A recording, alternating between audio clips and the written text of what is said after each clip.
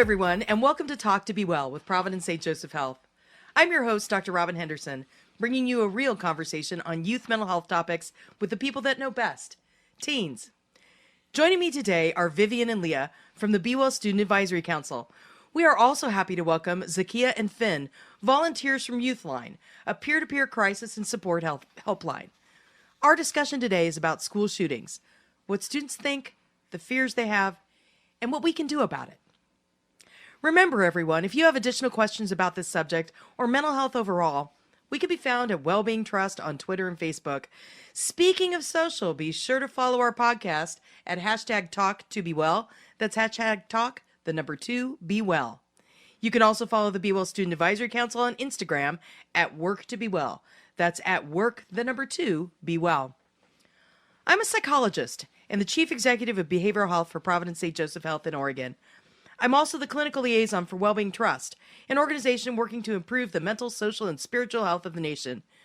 Before we start, I want you to know that the information provided during this podcast is for educational purposes only. You should always consult your healthcare provider if you have any questions regarding a medical condition or treatment in general. Now let's get started first by welcoming our panelists to the show. Thank you for joining us today.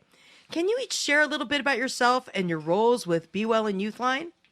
I'm Leah, and I got involved with the Be Well campaign through OASC.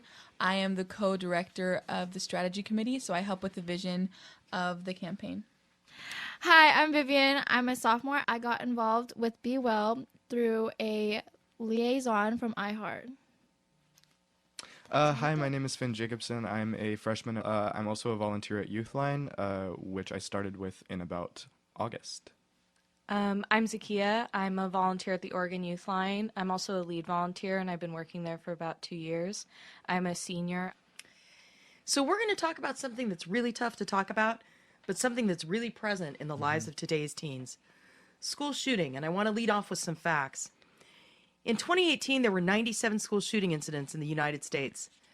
This was a huge uptick from the second largest occurrence in 2006 of 56 shootings. That's almost 5 times the number of shootings since 1970. So when we're looking at this huge uptick in school shootings, that's got to be really difficult for you as today's students to be dealing with. How often do you hear about school shootings? Every day. I mean, and I'm not exaggerating when I say that. I hear conversation or the term school shooting or discussion at least once every day, if not more.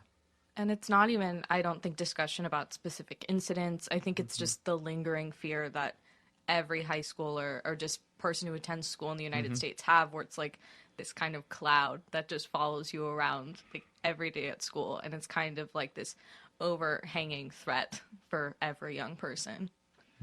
No, I definitely agree. School is like a place where children come like every day for like 12 years, or not even, for 12 years or maybe even more. But then when things like school shootings happen, it's like you're unsafe now. Like there's nowhere you can be safe except for home. And some kids don't even have a home, And so school being their little haven and then that security being taken away, it's just terrifying.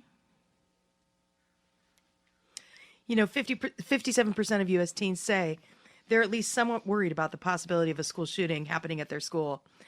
And 1 in 4 say they're very worried. About 29% say they're not too worried about it. And 13% say they're not worried at all. But I'm somehow thinking that's not the case. Because what I'm hearing from all of you is that you're all really concerned. How much fear is there about school shootings? I think in reference to those statistics, one thing that I kind of want to point out is that I think that sometimes active concern can be overtaken by this kind of apathy. And I think that for a lot of young people, we're growing up in a climate where school shootings are so common, we forget that they're not supposed to be common. It's like this thing we hear about so often, and it's such a part of our news cycle and our day-to-day that it can kind of become removed from us. And we can't really step back and see, like, what is going on, kind of. We're desensitized to it. I mean, Yes, it's horrifying that, youth in what so many people consider the greatest country in the world have to go through this every day, and to the fact where we can become desensitized to this issue. Like, I could die, today or tomorrow, never walk out of those school doors. That's really unfortunate. I think going along with that and desensitization, I think another part of it is just completely ignoring it, or just if it scares you so much, you're just like, oh, that's just not a possibility. And just so I think some people are still in denial and they just like choose to actively like not think about it and just try to put it out of their minds. So it sounds like that period of desensitization almost sounds a lot like how we feel about car accidents. Car accidents are a very normal thing that happen for us now. We've accepted that because most people do die in things like car accidents and automobile accidents. But when you actually say it out loud, that we're thinking school shootings are normal, what do you think about that? I just think it's so indicative of how integral guns have become to our national identity and our culture that we can't even imagine what our worlds would look like without them. Because I think that that's the thing, is we talk about guns so often and we think about guns so often, we kind of forget that they're guns, sort of. They're like this other sort of almost like intangible thing for some people, where it's just sort of like, that's there, that's always been there, that's going to continue to be there. There's no other possibility, sort of, for this situation. It's just guns are here, guns are going to stay here for a lot of people. It's really interesting that you bring up the topic of guns. I think there was a lot of really fervor in the nation after the Parkland shootings about gun safety and about guns. I'm wondering if that's something that any of you have noticed around here. So yeah, after the Parkland shooting, that was my wake-up call to start my activism around gun safety. That led me to help plan the March for Our Lives. But something that I've kept with me since I started down this path, which I've been on for a little over a year, is that I shouldn't have to be doing this. Kids, I mean, it's great to be involved in the legislative process and to be involved in politics, but we shouldn't have to feel like we have to do something because the adults have failed to protect us. And that is what I felt. I completely agree. It's the lawmakers in this case have failed us, and so we're in a position where we have to kind of take up action ourselves, and I think that that's completely unfair and just completely like absurd that this is a fight that we as young people have to take up, as opposed to the lawmakers whose job it is to keep their citizens safe and their constituents safe. Coming from Oregon City, there was a lot of debate. Some people wanted to blame it completely and solely on mental health. Other people, just like within our community and our school, thought it was more of a gun issue, and so I think we definitely clashed over that. There were students in our school who wanted to organize a walkout about it, and we had some feedback of, okay, but just don't make it about like guns, like let's just have it be like just school safety, like we'll just have it be about school safety.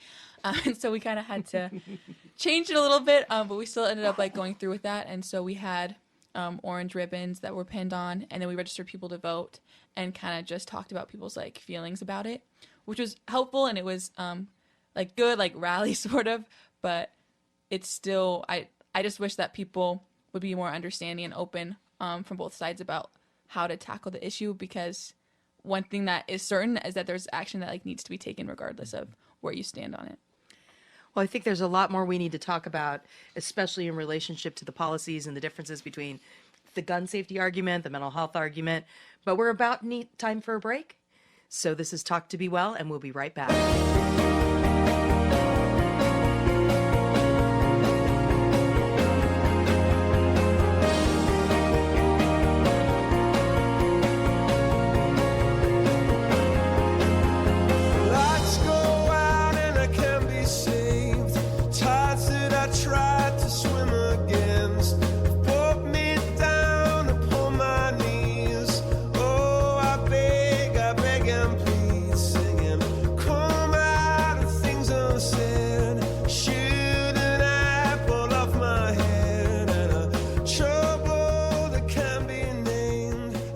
I want to remind everybody that the opinions shared here today were the opinions of our very brave students, and they don't represent the opinions of their schools, Providence St. Joseph Health, Wellbeing Trust, Youthline, or anyone else who may be affiliated with this podcast. And we're back with Talk to Be Well, and our guest today talking about school shootings and talking really about that interface between gun safety and mental health. most students who are involved in a school shooting were either current or former students from that school. And there's always the conversation about mental health services, peer support, often bullying comes into the mix. All of these are factors that are talked about in the days after a school shooting. And I'm wondering what kind of thoughts you have around what has changed in our schools that perhaps people are feeling more left out, are feeling more isolated. What are you seeing? I think that this is kind of, in my view, this is kind of a dangerous correlation to make between it's the lone wolf argument. And I kind of just don't buy it. And I don't agree with how this correlation is so often drawn because, in my view, it just stigmatizes mental health more and it steers the conversation away from gun legislation. And I think that when, especially public figures and politicians make these arguments, they're not doing it in good faith. They're doing it to move the conversation away from gun legislation towards something else that's easier for them to talk about. I completely agree with Zakia. I think that, it becomes such an issue of let's run away from, concrete change, and let's focus on something else that, we can just talk about and not do anything about. And the argument can be made that, that there is a problem with isolation and bullying in our schools. But what we're most often seeing is that many of these incidents can and should be prevented by eliminating the source of the problem, and of course that is our society allowing guns to fall into the wrong hands. We as students, we have a lot to learn, sure, about supporting our peers mentally, but it also gets in to that area of victim blaming, right? Like it kind of it places the blame on the students when in reality, it's a lot harder, especially when you're not trained to be able to recognize signs of feelings like this, and it's hard to expect all students as a collective whole, to be able to recognize and intervene with that appropriately. I'm bouncing off of what Finn said. The Parkland shooting was followed by the hashtag walk up, not walk out, which was basically a response to saying that the perpetrator of the Parkland shooting was bullied by his classmates, when in reality he was ostracized by his classmates because he had expressed violent ideas and had harassed his fellow female students. And so I think that it's important that we have, like Finn said, it's important that we have these conversations about bullying and loneliness and isolation, but that is a separate conversation from the one about school shootings. No, these are really good points, and I really appreciate that refocus and the conversation about victim blaming, because you're right. There's a difference between ostracizing someone because they have those types of beliefs and things that are not appropriate, especially in a school area, and somebody who's being bullied, and I think, or is the bully themselves. These are very, very different pieces, and I appreciate that reframe around the hashtag walk up versus hashtag walk out. I wonder if you want to go in a little bit more. What exactly do you mean when they change the hashtag? Well, the hashtag walk up, not walk out was basically saying that instead of walking out of your schools, you should walk up to someone who's being bullied and hang out with them, which, I mean, of course you should do that, but that's not going to minimize school shootings. There's bullying and isolation of teenagers in every high school and middle school everywhere in the world, but every high school and middle school in the world doesn't seem to see the same rates of school shootings that United States schools do. There's a very clear difference between those two conversations. And if bullying was the cause of school shootings, we would see a lot more queer school shooters and a lot more shooters that are people of color and a lot more shooters from marginalized groups, but we don't. So there's a clear difference there that isn't being acknowledged. And I want to bounce off of that by saying that, a lot of these shooters, on the contrary to what Zakia mentioned, groups that are more subject to bullying, rather we're seeing a pretty common pattern, and that traditionally white males who often lean towards some far right standpoint, either whether that be white supremacy, intense homophobia, all of those things connected to what we often associate a perpetrator of bullying. That's a really good point. One of the things that we always hear after school shootings are the people who come in and say, yeah, I saw these warning signs. Yeah, I knew that.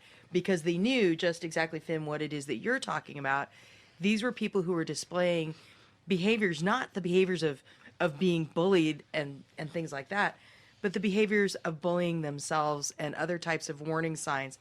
What do you think when you hear students and people come out afterwards and say, yeah, I saw the warning signs. Yeah, I heard the rumors. Yeah, I did this. I know we've established hotlines and numbers you can call, but I hear mixed reviews on those types of approaches. What do you all think? It kind of infuriates me because if you see a signing, why didn't you do anything? I know that going out of your way, out of your own, taking the time out of your own life to go help someone else that you might or might not even know is really hard. But if you saw the signs to that point of extreme, or to that extreme point, then why didn't you do anything? Like, it infuriates me how people come out and say, oh, I knew he was going to do it, or I had a feeling. It's just the same thing with suicides. Oh, like, she looked kind of off, but I wasn't sure. Oh, she showed some signs, but I wasn't sure. Like, if you're not sure, then go ask.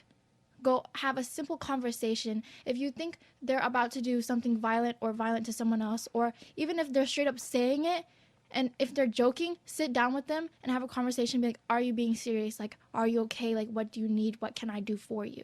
It infuriates me to know that people are coming out saying, oh, I kind of knew, but I wasn't sure. Like, repeating myself, it makes me so mad because I don't understand why people can't just sit down and have a simple conversation, even if it's somebody that you don't know. Yes, it's time consuming. Yes, it's awkward. But if it happened more often, I think that things like gun laws, things like bullying, it might even lessen. If that makes sense. Kind of, if you see something, say something, right? Exactly. I mean, of course, I totally agree with what you're saying, but I think it's also important to keep in mind that, hindsight is 2020, and I think that really the people who should be having conversations with people and noticing these signs are probably teachers. And that's probably another kind of training that teachers should receive. If we're not going to restrict access to guns, then that is the logical next step for teachers to have the training to be able to recognize these students, because I don't think it's fair to put students in a position where they're the ones that have to speak up and say something or bring it up to the student and potentially put themselves in danger. Well, speaking of teachers, this has been a common topic of conversation. Should teachers carry guns in schools? No. No. No. Honestly, what I really see here is, again, we've been talking about the issue of legislators deflecting the issue of gun safety and gun safety legislation. What they don't realize is that the problem, yes, it's about guns and it's about school shootings, but even broader, it's about wanting to feel safe in our schools, and that comes from knowing that there isn't violence in your school. If we combat violence if we fight fire with fire, then that's not going to make us feel any safer than if we didn't do anything. If anything, that's going to worsen the problem. And also, if your response to school shootings happening, if your response is to bring 50 more guns into that school and give them to people who probably have no kind of gun safety training, that's ridiculous. Like, that's actually ridiculous. And also the fact that we're putting this enormous burden on teachers, like, to be our educators and then also to be our police officers and our protectors, that's absolutely ridiculous. It's almost, it feels dystopian. The idea that our teachers would have to possibly carry guns in order to defend off someone else who also has a gun. Like, there's a really easy solution here, and it's just don't give anyone a gun. This is not the price for a free society. Yes. Kids dying is not what we pay to live in a free society, because you see countries all over the world where this is virtually not an issue, and their societies are just fine. I think that's a really interesting point, because recently we did see a shooting in Christchurch, and shortly after that they came out with a ban on assault rifles as a country, and that's something that has not necessarily been a thing here. Is there ever really a reason to carry around an AK-47? No, I don't think so. Absolutely not. And AK-47s, I mean, it's mainly what we're seeing the issue with is semi-automatic, which of course presents itself in the form of AR-15s, etc. But the fact is that an AR-15 still fires a limit of rounds which is far more than anybody will ever need. Far more than you would need to hunt a deer. Yes. If you need more rounds to hunt a human than you need to hunt an animal, then I think that's a problem. Well, I think when we come back, we're going to have a little conversation about one of the phenomena that has come out of this school shooting, which is school shooter drills.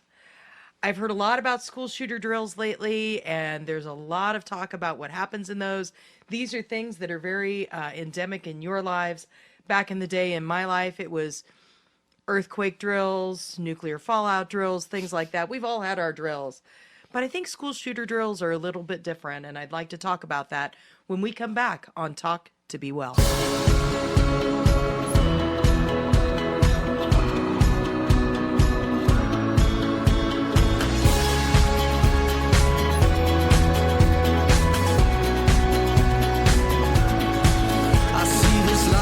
Like a swinging vine, swing my heart across the line. In my face is flashing signs. Seek it out and ye shall find. Old, but I'm not that old. Young, but I'm not that bold. And I don't think the world is sold. I'm just doing what we're told.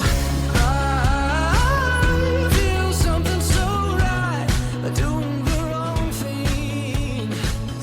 And I feel something so wrong, doing the right thing. I want to remind everybody that the opinions shared here today were the opinions of our very brave students, and they don't represent the opinions of their schools, Providence St. Joseph Health, Wellbeing Trust, Youthline, or anyone else who may be affiliated with this podcast. And I want to welcome you all back to Talk to Be Well, where we're talking about school shootings, and remind everybody that the opinions that we're talking about here are at times very controversial, and they are the opinions of the students who are sharing them and don't reflect the opinions of any organization or school attached to any of us. So I want to start with some statistics. 95% of schools reported that they had drilled students on lockdown procedures, and 92% had drilled students on evacuation procedures. I'm going to take that to mean that all of you have experienced a school shooter drill at some time in your life. And I would really love for our listeners who may not have experienced this, tell us about what that's like. It's really sad that we have to go through these now, but I feel like drills are drills. They're just pretend, quote unquote, like you have to visualize a shooter coming in through one or two exits, and then you have to look around and find things you can either throw or an exit you can take. But in my opinion, I feel like they don't really work. Like, if you're in a school, if there's an active shooter in your hall, you're not going to sit calmly and just find something to throw. No, nobody's going to sit there calmly. I feel like in my point of view, it's just you either panic and you run, or you sit and you hide. Like, there's nothing you can do.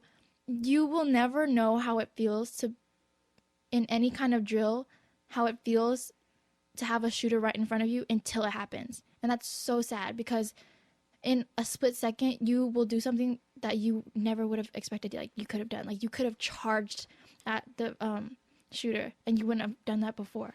you could literally sit there and cry, but then in a drill you'll say, oh, I'll take this and I'll take this and I'll throw it at them. No, you can never expect it to happen. And like the things that you do at the last drill that I had, I almost started crying. It was like, you'll never go through the pain that Parkland victims had to go through. Like, you'll never go through that experience until it happens to you. And you'll never have to, you can never predict how you will react or how other people will react and the outcome of it. And so that's how I feel like drills don't really do anything besides start a conversation. And that's amazing, but it's so sad that we can't do anything to prevent it furthermore. I will throw in, there is no set protocol in the state, at the state level, for these lockdown drills. It's a school district or even school by school basis. For example, my district, when we have a lockdown drill, first you turn off the lights. And then, before they shut the blinds and lock the door, every student in the classroom has to find something sharp in the room in the event that they have to defend themselves. You were talking scissors, staplers, paper clips. And then they lock the doors and we sit. And we're holding these scissors, but sitting in a lockdown drill, I'm thinking, if somebody comes in with a gun, my scissors aren't going to do anything. And I know kids that I work with in the youth gun safety activism world, who as soon as that announcement about a lockdown drill comes on, panic attack. It hits instantly and it's severe, and it's something that pulls them out of class, maybe even two.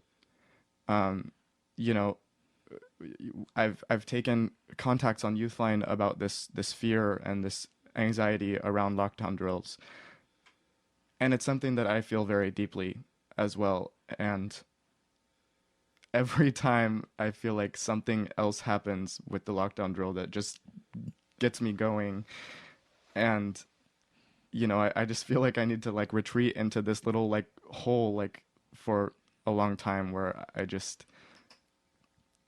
it's so hard to have to go through this on a monthly or even bi-monthly basis. Leah, what are school shooter drills like at your school?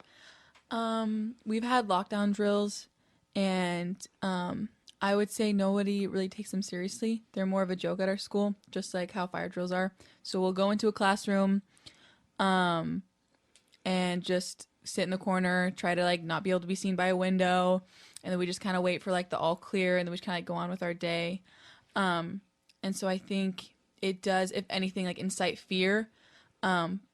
But I would have to agree with what's been said, that that's the only thing that it does. I don't think it prepares us. I don't think it's super effective in any way. I think it just does incite fear, or even make it more of like a joke, or like, oh, haha, like what if this happened, or like, oh yeah, I'm gonna come and like shoot up the school, you know, and it just incites conversation, but not in a positive way. No, I exactly agree. I feel like at my school, you do it in one class. It's either period 2 or period 6. That's only one class out of the 8 days, or out of the 8 periods in a day, and that doesn't even count for passing time. How my school is set up, we have multiple buildings. We have like 7 buildings, so we have to walk from building to building through a breezeway. So it's like a driveway for buses, and then we have like a little overcover for a breezeway from the north to the south. And I can never explain the feeling I had when the day of the Parkland shooting. So I was in my student council class, and we got multiple texts from people of like our loved ones and be like, "Are you okay?" Because they thought that it was our school because of our name, David Douglas. And I remember this one text. This girl, she got a text from her best friend, and like she started calling, like spamming calling them, and she was like on the phone crying. She was like, "Are you okay? Like, what's happening?" And like, oh, it was so, we had no idea that there was a school shooting at the time, but coming out of it, that next week, there were police officers everywhere. I don't know if it happened at any other school, but it wasn't just our SROs, but it was many officers. Like, you, in a school environment, you should never have to see a police officer on campus. Like, I feel like that just incites fear. It creates more tension than there already is. And just walking down a hall, going to math, and seeing a police officer come out of nowhere with guns and tasers on his belt, that's so terrifying. I had my first like lockdown intruder drills that I guess were active shooter drills when I was in kindergarten. So I was basically 5 to 6 years old, and our teachers turned off all of the lights in the classroom, locked the doors, and just told us to sit in the corner of the room that was farthest away from all of the windows and just be as quiet as possible. And I just think that it's, in retrospect, it is absurd that we're teaching 5 and 6 year olds what to do if someone with a gun comes into their building, because we've just accepted it as kind of an inevitable. And now, I mean, I have like in high school, you have the kind of cognitive ability to be able to remember that this is a drill, this isn't real, this isn't happening right now. But I don't think, 5 to 7 year olds have that ability. And I remember every time a lockdown drill would happen, I would just cry. I would just sit there and just cry. And there's nothing that our teachers could do. And it was just a part of our life at the school, was just that this happened. And a couple of times a year, you have to sit in a dark corner of a classroom as quiet as you can and basically hope that whatever is happening goes away. And I think that the fact that I had those same drills and that same experience from age 5 to 18 is ridiculous. Nothing has changed in 13 years. Kids are still dying in their schools. People are still dying all the time from gun-related injury, and nothing has changed. The only thing we've done is made our lockdown drills more severe and more intense. That's the only difference. In January of 2019, during an active shooter training drill in Indiana, law enforcement officials reportedly ordered teachers to turn around and crouch and then shot them with plastic pellets, leaving the educators bruised and bloodied. As a result, the teachers' union called for an amendment prohibiting drills that include shooting at teachers. This is where we're going. When you look at those types of results, what do you want to tell school administrators about school shooter drills? And do you think school shooter drills will save lives? No. I'm going to say no. Gonna go out on a limb and say that they've been commonplace for so long.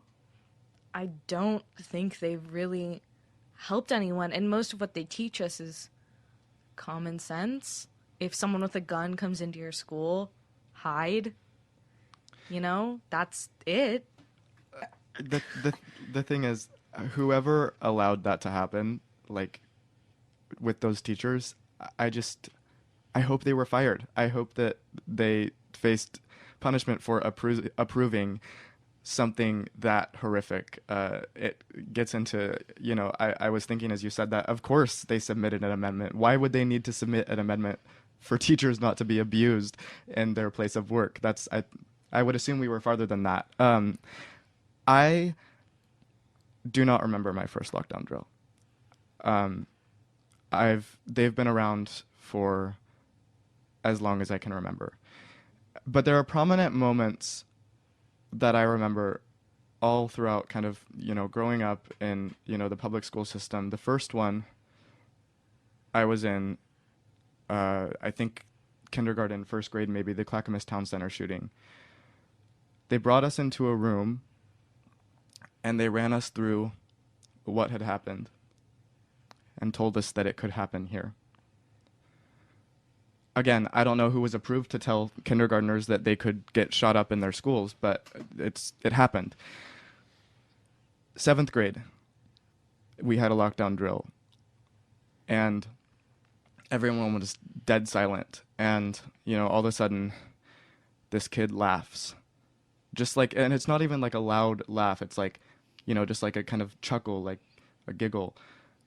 From across the room, my teacher, I think it was my science teacher, she says with a monotone voice, "If this were real, you would be dead." So I think that there's an issue with these lockdown drills, not only in the way that they're set up, but in what's being told to these kids, to us. And things like this that have happened have invoked a fear and anxiety in me about this issue for as long as I can remember. Every child born after Columbine knows what a lockdown drill is, knows what a gun is, knows what a school shooting is. And that's not a world I want to live in, and that's certainly not a world I want my children to grow up in. I agree.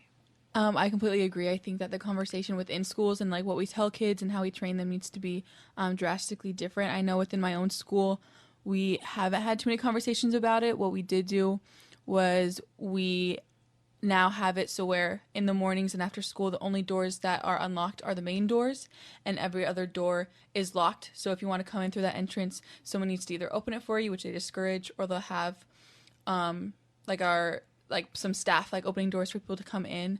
But that too just like incites fear and just kind of is like a daily reminder of like why they're locked. I also think that it's kind of crazy how we're doing things like shooting teachers with paintball pellets and all of this, and our lockdown drills are getting more and more ridiculous to kind of combat this issue that's not going away, instead of turning our efforts towards pushing more common sense gun legislation and more gun control, because that's the only thing that's going to fix this.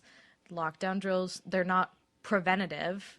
They're just a way for us to protect ourselves basically from what we've decided is inevitable when we know it's not. We know from the rest of the world that these aren't inevitable. This is a phenomenon in the United States.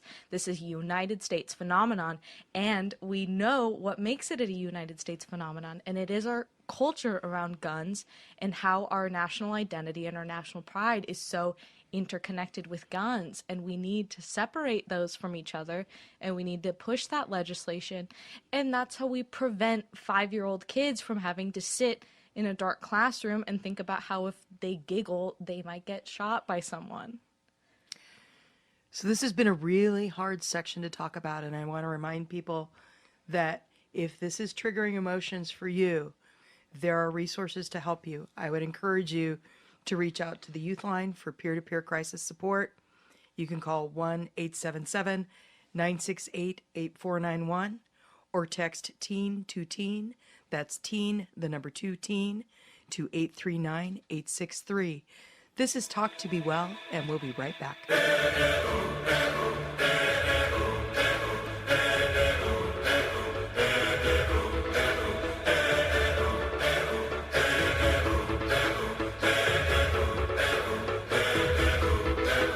I was left to my own devices. Many days fell away with nothing to show, and the walls kept tumbling down in the city that we love. Great clouds roll over the hills, bringing darkness from above. But if you close your eyes, does it almost feel like nothing changed at all? And if you close your eyes, does it almost feel like you've been here before?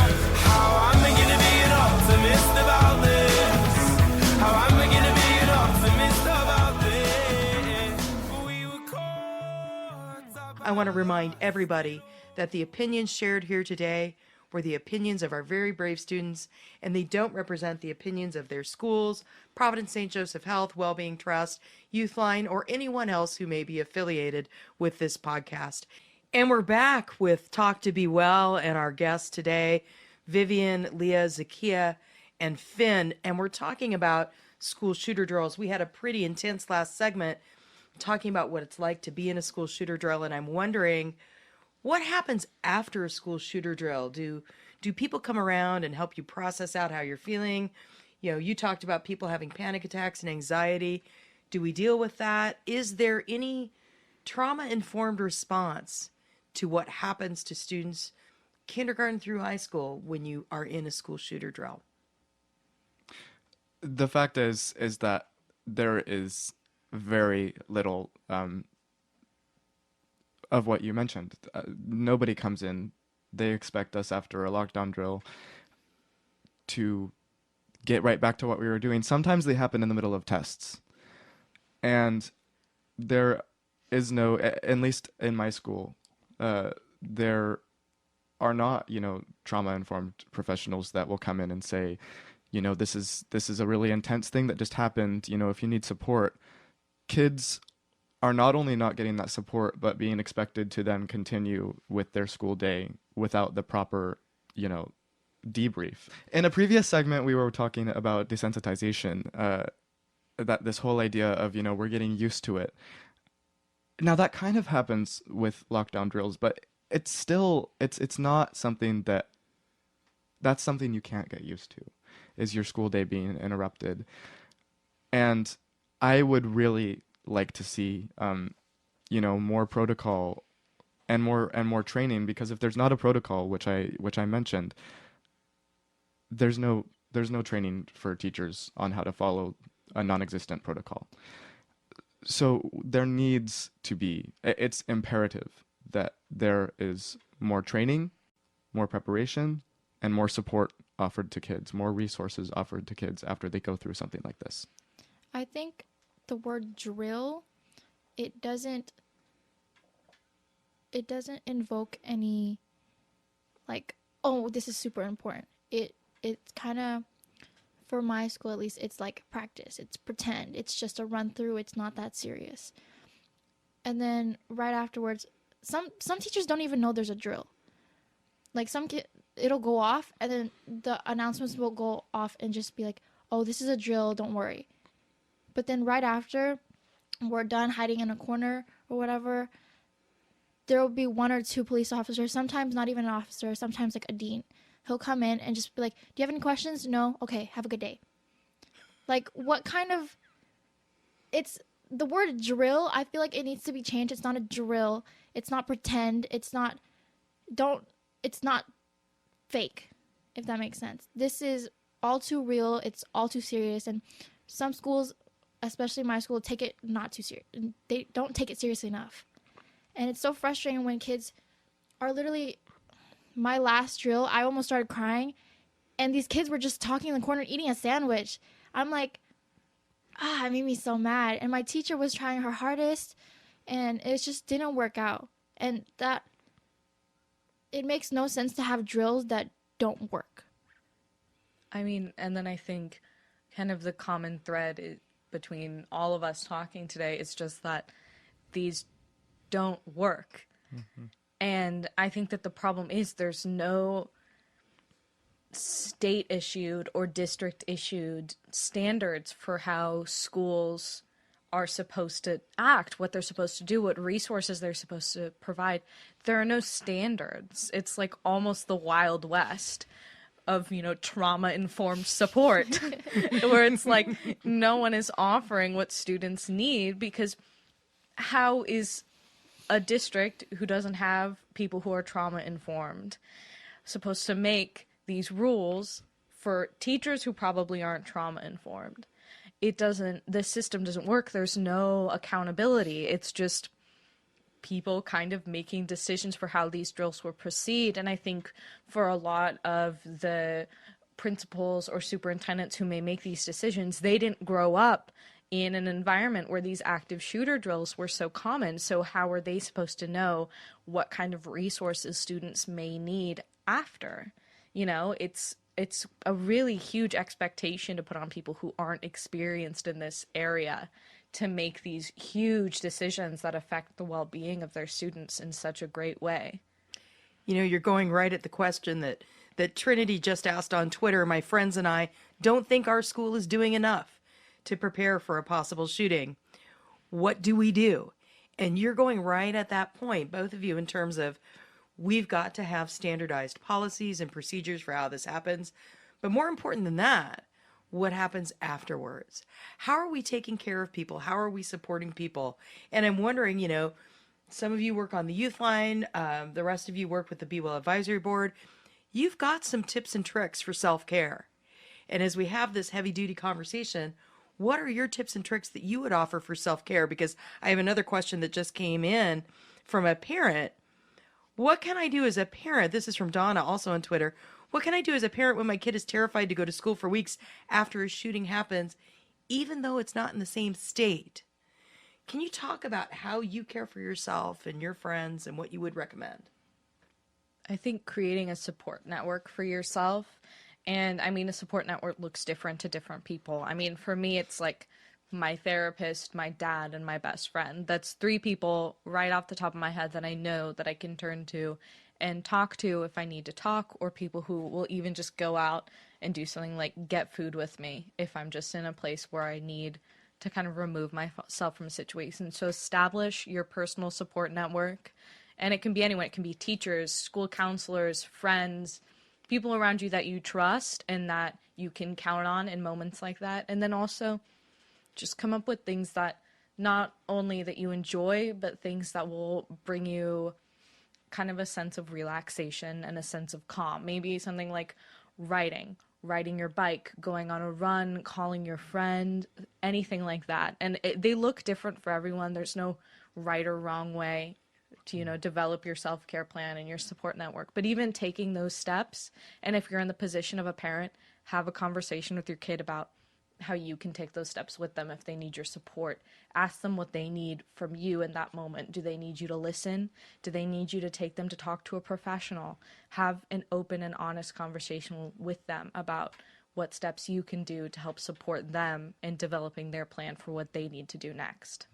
I completely agree with Sakia. And self-care, this whole idea of self-care is something that we talk about a lot on Youthline. And when I say a lot, I mean every day, multiple times a day. And as Zakia said, it's about having that support network, your friends, your family, people you know can support you.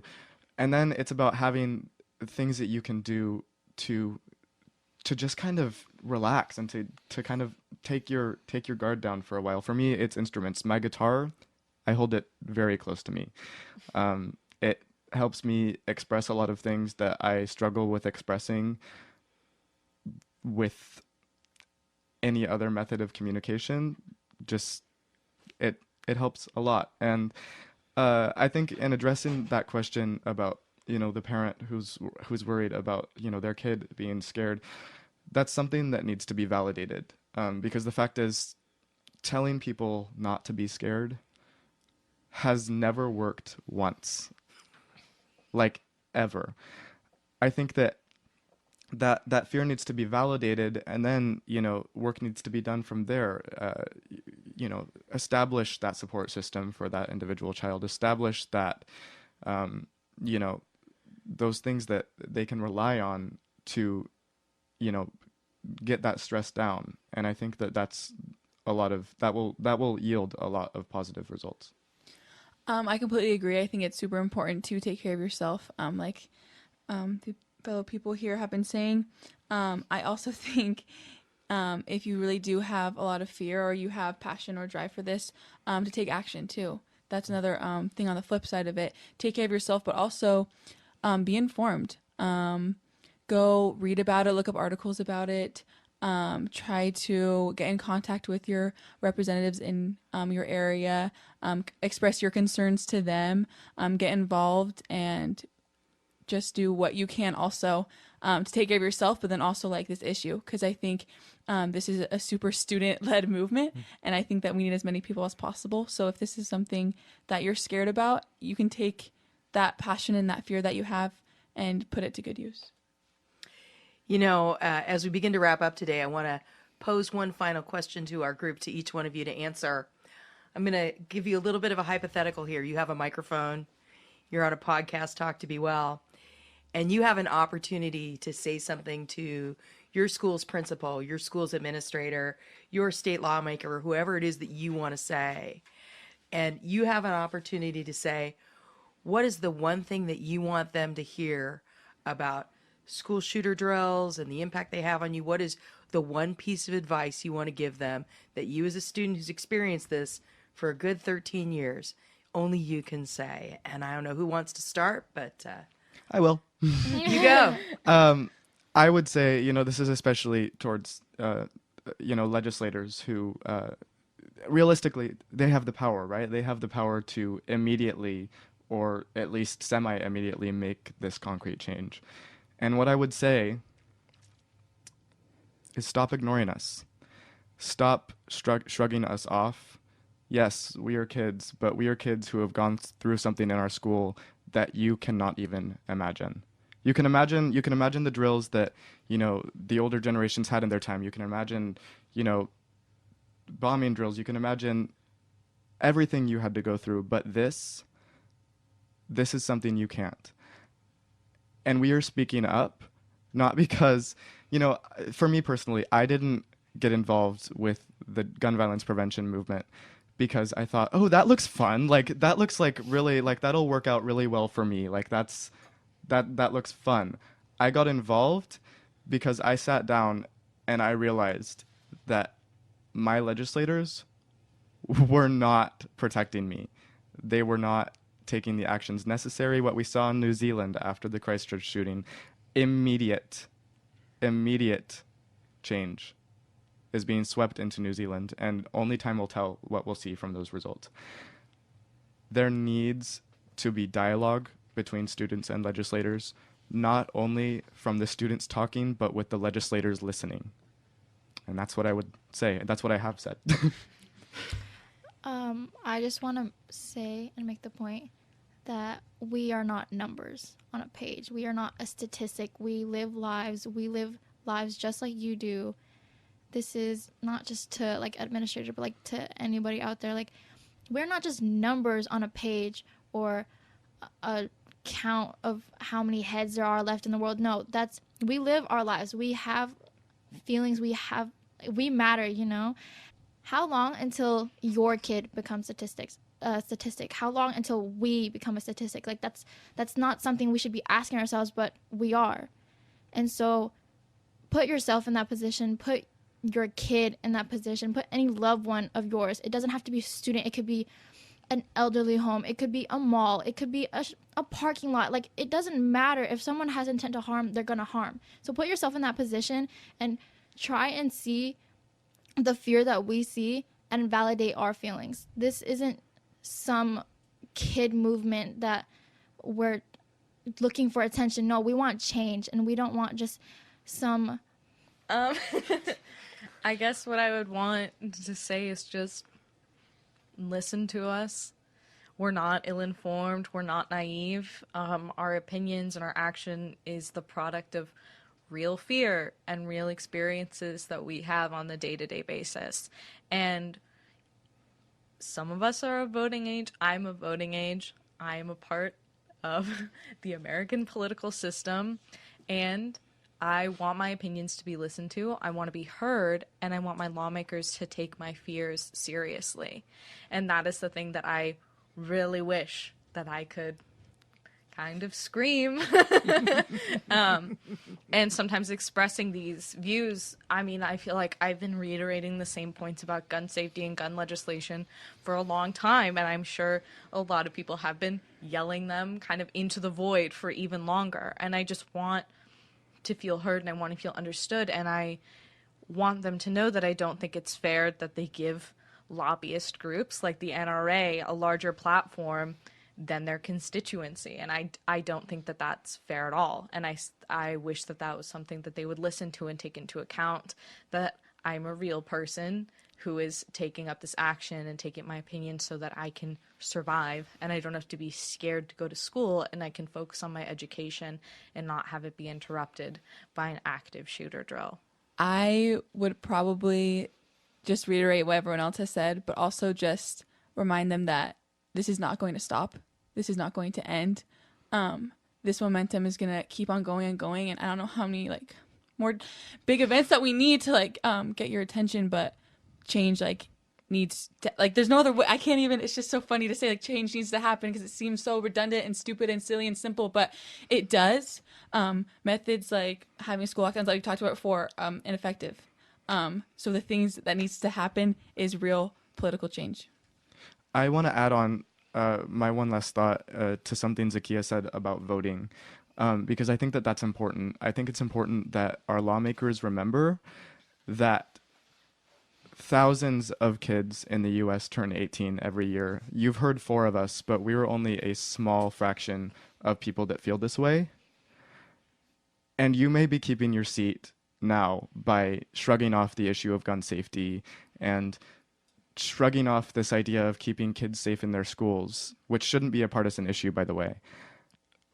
But the opinion of, voters is changing. And if you want to keep your seat, then we need you to make change. Yeah, see you in 2020. Well, I really want to thank Vivian, Leah, Zakiya, and Finn, not only for their bravery in sharing their opinions today, but for giving voice to the millions of students who are struggling with school shooter drills in their schools, who are struggling with all of the different outcomes that are happening, whether intended or unintended. The unintended consequences of our best intentions are causing harms to our students today. I want to thank everyone for listening and sending in your questions. I know we didn't get to them all. We will follow up on social and answer questions for those who chimed in. If you want to get more involved in the conversation, please follow the Be Well Student Advisory Council on Instagram at work2bewell. That's work, the number 2, be well. Or visit us online at worktobewell.wellbeingtrust.org. You can follow our podcast at hashtag #TalkToBeWell. That's hashtag talk, the number 2, be well. And you can also follow the Wellbeing Trust on social media. We've shared a lot of tough things today. And I don't know about you, but I'm feeling pretty triggered. I'm thinking I'm going to go engage in some self-care. I'm thinking that there's probably some type of nice mask in my future, maybe a little jasmine tea. But definitely, if you shared things today that are hard for you, please reach out. Someone is always there to listen. Help is available at the Youth Line. For peer support, call 877-968-8491 or text TEEN, the number 2, TEEN, to 839-863. Also, the National Suicide Prevention Hotline is available 24 hours a day by calling 1-800-273-8255. That's 1-800-273-TALK. We look forward to a future conversation on more mental health topics with our youth panelists. I want to remind everybody that the opinions shared here today were the opinions of our very brave students, and they don't represent the opinions of their schools, Providence St. Joseph Health, Wellbeing Trust, Youth Line, or anyone else who may be affiliated with this podcast. Thank you.